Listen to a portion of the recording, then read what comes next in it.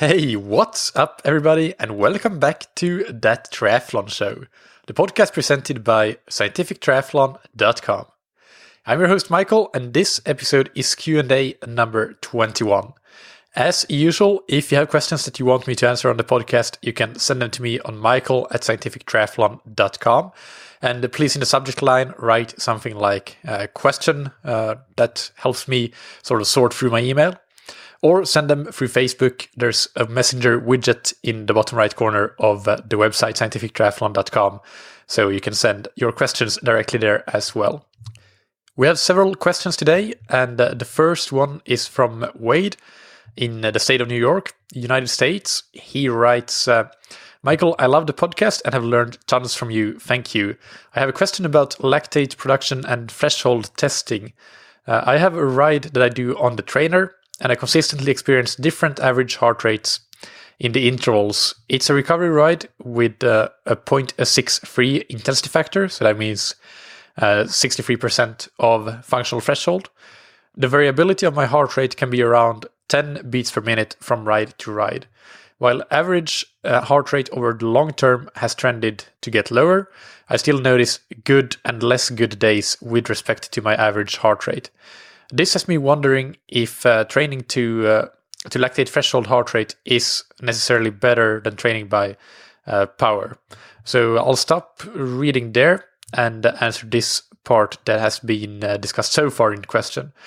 So this question, if I understand it correctly, what you're asking is, you have done a test of your lactate threshold, where actual lactate samples have been taken. So you have knowledge of what your actual lactate threshold heart rate is from that testing. But now, if you go out and train to that heart rate all the time, you know that your power is going to be different, because you see that your heart rate is varying by 10 beats per minute from ride to ride. So it is a highly relevant question for a lot of people, because yes, you're absolutely right that there is a large day-to-day variation in heart rate. And there are many reasons for this. We've talked about that many times before, but some of them include heat, caffeine, fatigue, hydration. There's just plenty going on there. So that's why it's so variable. This means that you're right, it's not the ideal metric to base intensity off of, but it's not useless either, not by any means. We just need to use it while being aware of the variations that we can see from day to day, and being aware that it's not an exact metric. So I guess to answer your question there, if I read it again, this has me wondering if training to lactate threshold is necessarily better than training by power. And I would definitely say that I prefer to train by power. It's simple as that. I think it's more accurate than to train by heart rate. But what I wonder is, didn't you get your lactate threshold power at the same time that you did that lactate threshold test? Because you should have been getting that threshold power as well as part of your test. So what I would do is, I think that there's great value in doing tests that are better than just a 20-minute field test, like a lactate test. But I think that you should have received your lactate threshold power in addition to the heart rate, and then you can use both of them, but use power as your primary guide of intensity, and heart rate would more be something that you look at. Well, as you say, you can look at it over time, like is the average trend going downwards. So that's sort of what I would suggest to you. But here's another tip to give you then for future tests, and to give any listener who is considering getting a lactate test. To get the most out of that test, you want it done on your own bike with your own power meter, your own equipment, perhaps even your own indoor trainer. If you are using the bike power off your trainer and not your own power meter, well, then you would bring your trainer to that testing facility.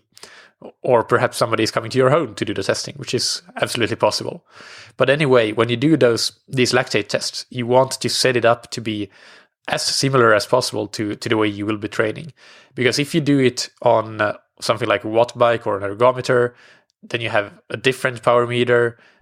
Perhaps there's a fan in the testing facility that you don't have at home, or hopefully the other way around, that you have a fan at home, but none in the testing facility. That's also something to keep in mind when it comes to your heart rate. So there are plenty of things that really can sort of bias the results from these tests. Even if you do everything, you set it up to you use the same equipment that you'll be training on.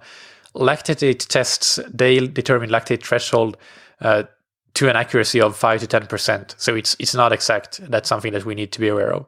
But it's still much more accurate than just taking 95% of your 20-minute power. So I definitely think it's a good thing to do. It's a much better option than a field test. But if you do it, make sure that you control these variables, like use your own bike, use your own power meter. And if the lab has a fixed setup that you have to use their bikes, you have to use their power meters, then I wouldn't go to that lab. I would find somebody who comes to your home, pay that person to take the lactate samples on you while you're doing some sort of ramp test, a standard protocol, and that's how I would assess my lactate threshold, not by going to a lab and testing on their equipment that is completely different from yours.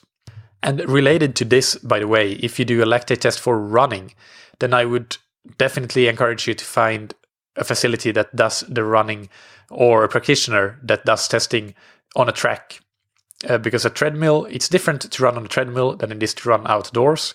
So, and the pace that you get from the treadmill might not be super accurate. So then the pace threshold, the threshold pace that you would get from that test might be slightly off. So that's why I would definitely prefer to go and do the lactate test for running on a track, whether it's indoors or outdoors.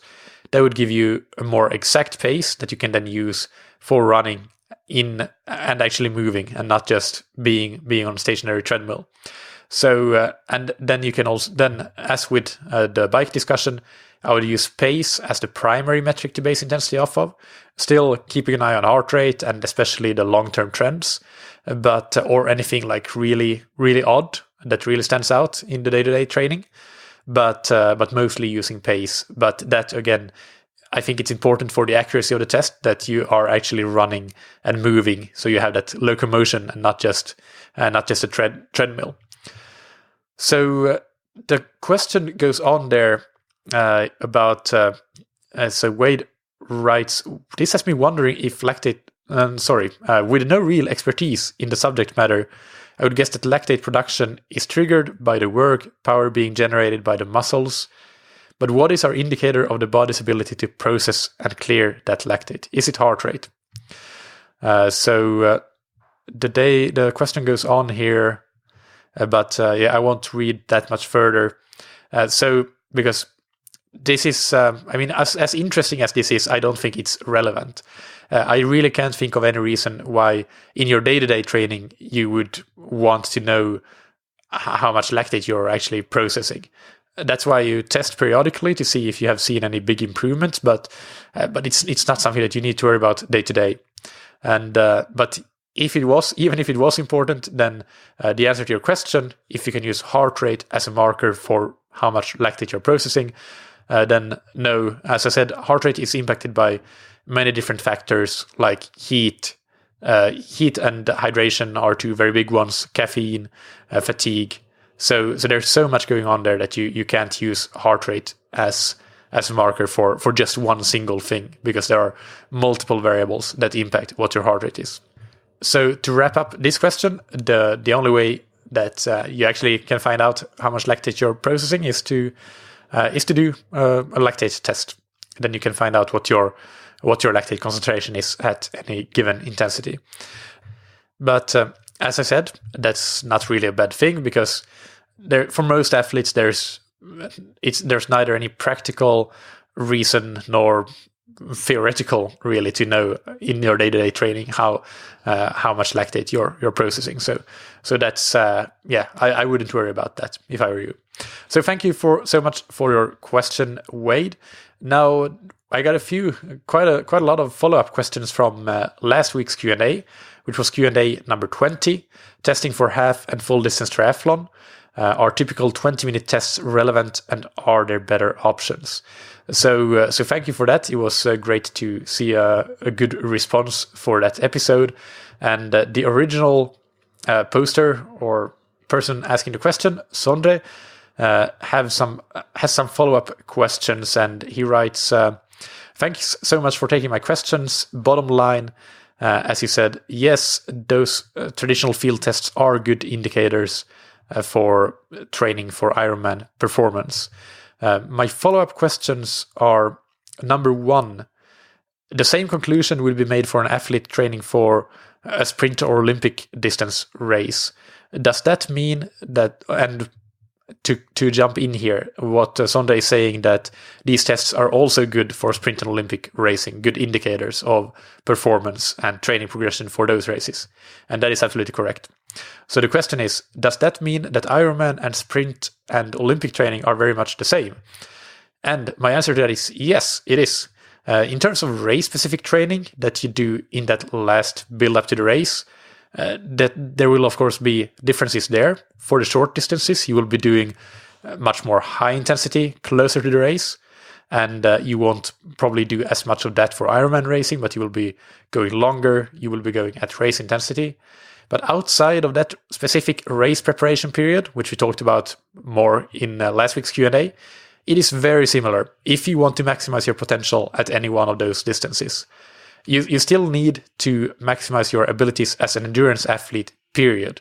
And the fact that one race is 1 hour and another race is 9 hours or 10 hours or 17 hours, it doesn't really matter. It's still an endurance sport, and it still has very similar requirements from many different perspectives. So if you want to get out the most of yourself in a sprint race or an Ironman race, the large majority of your training year, let's say that you're building up for, in scenario 1 or in the parallel universe A, you train for an Ironman in September, and in parallel universe B, you train for a sprint distance in September. And the goal is to crush that race, do your absolute best in both parallel universes. Then up until sometime in the summer, when you start your race-specific training preparation, you could be doing the exact same training, and it would be ideal for both. So yes, that's the answer to the question. Question number 2. What is the point of the long run and long bike session if a tough interval is better for building VO2 max? So who said that it's better? I know that I did not say that it's better to do tough intervals than to do a long run or a long bike session. The fact is that both are important. To build VO2 max, we have 2 major pathways. Intensity, and that is the correct intensity. There are some nuances to this, but typically 90 to 100% of VO2 max is a good benchmark for the ideal intensity to build VO2 max, or training volume. And in terms of this training volume, then it's I guess primarily about total training volume, but also those long individual sessions are important. I don't know which one is more important, and I don't think that it's possible to say that one is better than the other. I think it's quite individual for some athletes. Perhaps the long run and the long bike might be more important than the hard intervals. For another athlete, the intervals might be more important. I think that most age group athletes are limited mostly not by their intervals nor by their long run or long bike, but by their total training workload. So, and by that, volume is perhaps the biggest part of that for sure. Like, I don't want anybody to go out and start to increase the workload by crushing session after session, day after day. Volume is going to have the biggest contributing factor to that. So that's where I think that most age group athletes are limited by not usually having the time to do enough training volume to really maximize that VO2 max potential. So to illustrate this with an example, I guess you can look at elite Olympic distance athletes. And they, right now in February, they will be training around 30 hours per week. That is very normal. Some might be training more, some might be training less. Most perhaps will reduce that training volume a little bit as we get into the heat of the racing season. But the point here is that endurance capacity, even at the Olympic distance draft legal scene, is to a large extent built up through accumulated training volume over a long period of time. So this comes back to the original question again with the Ironman versus sprint and Olympic. That is why if you want to maximize your performance at sprint or Olympic distance, you also need to try to maximize your training volume. And maximize, of course, here, it does not mean to get it to 30 hours or 40 hours. It means the maximum volume that is sustainable for you, your lifestyle, and that you can still adapt to positively. So for most of you, it's definitely not going to be 30 hours.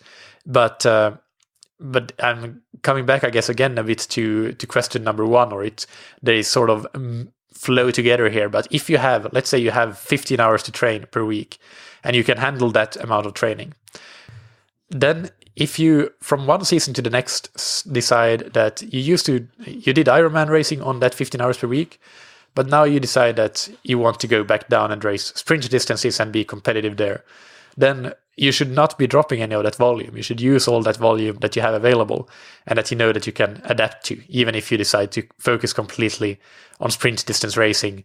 And this is not, of course, because you need to train that amount to complete a sprint distance, but we're talking about maximizing your race performance.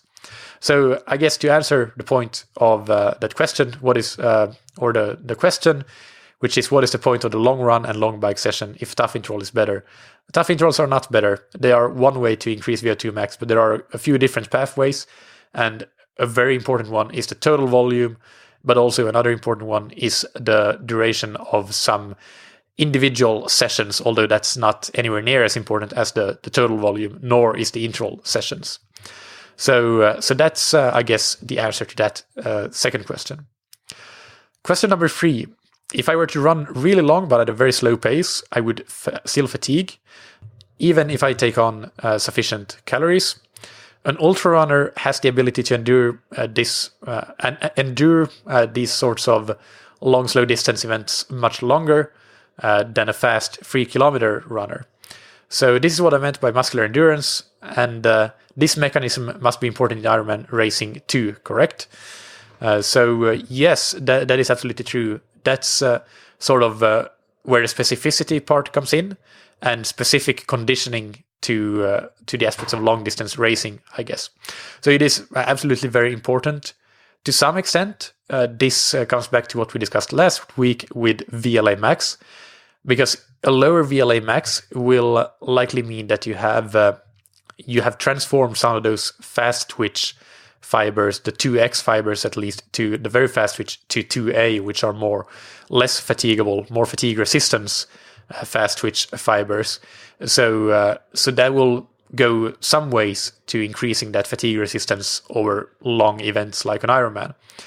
There are other aspects as well. So I'm not saying that VLA max it's definitely not the test for this by any means. It's an indicator, but it's not the only way. And I don't think that there's no way you can test this other than just going out and training and logging your training. That's super important. So I would say that for you to see whether you're developing this capacity to endure long distances or not, you are, of course, already, I'm sure, logging your training. And by that, I mean you're writing down your subjective comments about how each workout went every single day, and how you feel in general with your training and your improvements.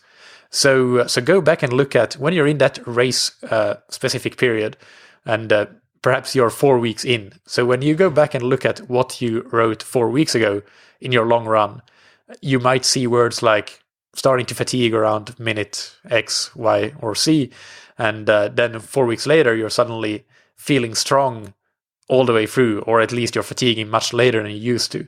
So I think there's no direct test for this. You just need to be in tune with your body, with how you feel that you can resist fatigue in your training. So that is the best advice I can give you for that.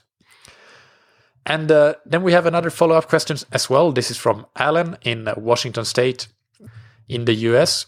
And Alan writes, after listening to Q&A number 20, I calculated my percentage difference between the 400 and 200 meter times for the critical swim speed test and found a 9.4% difference in pace. Times here were 6:27 for the 400 meter and 3:03 for the 200 meter. So I fall well outside your 5% window and should correct this. What is the best way to make an anaerobic athlete more aerobic? Probably just a lot of zone 2 work, but I want to be sure. Thanks for your question, Alan. It's a good one. First, before I answer that specifically, a general note here. I don't want anybody to go and obsess over only ever doing aerobic training and minimizing anaerobic training. It is all context dependent. Context is king. And really fast training can also have other benefits than just working your anaerobic system. Like, for example, there may be a case for using really fast training, anaerobic training, to improve exercise economy, etc. So I'm not saying don't do it, period. I'm saying that whatever training you're doing, know why you're doing it and what you hope to accomplish with any given type of training, and know whether there are any trade-offs with the type of training that you're doing, and have a benefit risk ratio or a benefit risk assessment, I guess, of what those trade-offs are.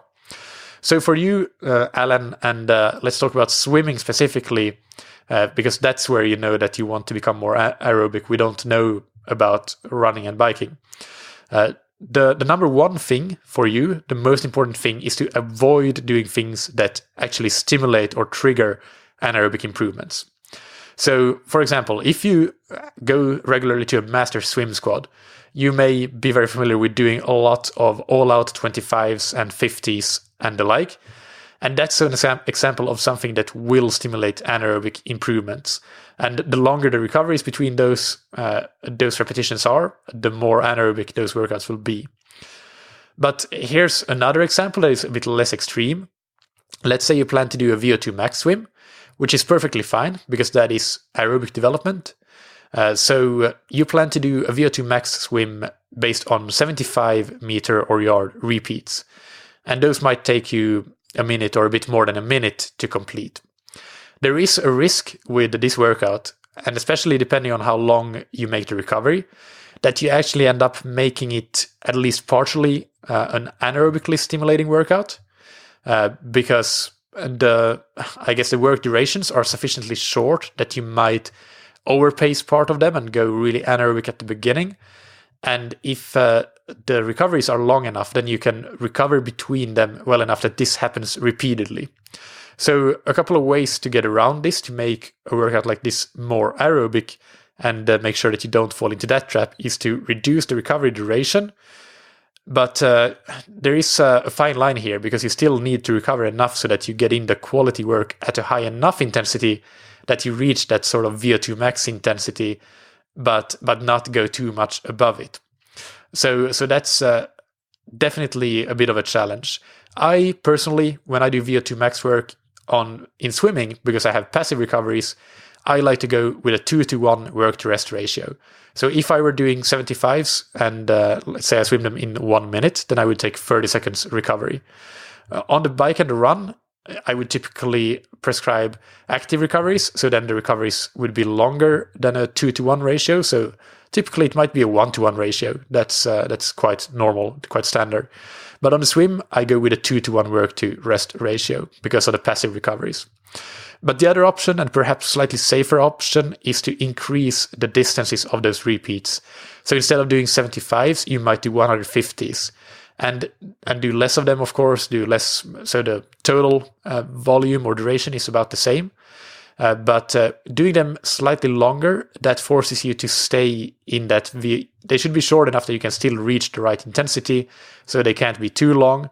And 150s for many age group athletes, that's on the higher end. You don't really want to go any higher than that for VO2 max repeats.